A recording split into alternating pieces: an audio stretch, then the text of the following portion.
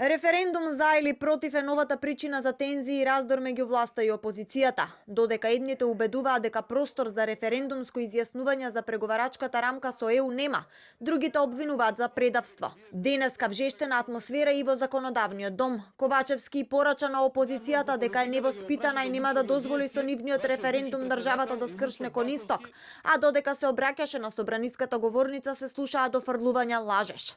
Во однос на вашето барање за референдум, тоа е исклучиво за ваша внатрешна партиска употреба. Зошто?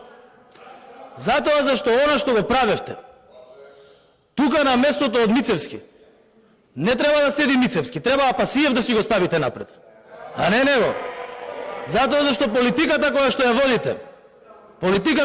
водите, на штитење на интереси на трети држави во оваа држава, на штитење на интереси на трети држави во оваа држава, е најпогубно нешто што може некој да го прави на граѓаните на Република Северна Македонија.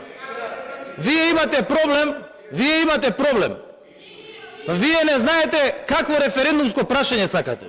Пратениците од опозицијата му порача. Ако одлуките на СДСМ биле прогресивни, немало да се шетаат пратеници од нивните редови со вооружено обезбедување.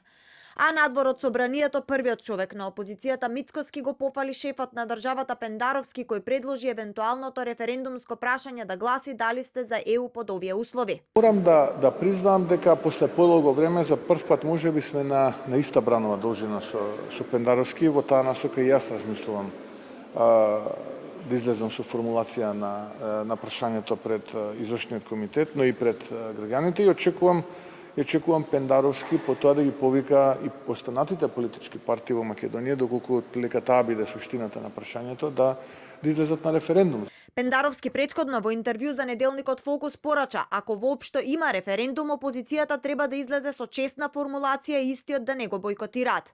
Ако некој не разбира дека овој билатерален договор и со Грција се оската по која ние продолжуваме кон Европа и сака тоа да го нема, почесно е референдумското прашање да гласи дали сакате да одите во Европската Унија под вакви услови, без спомнување договори и точки.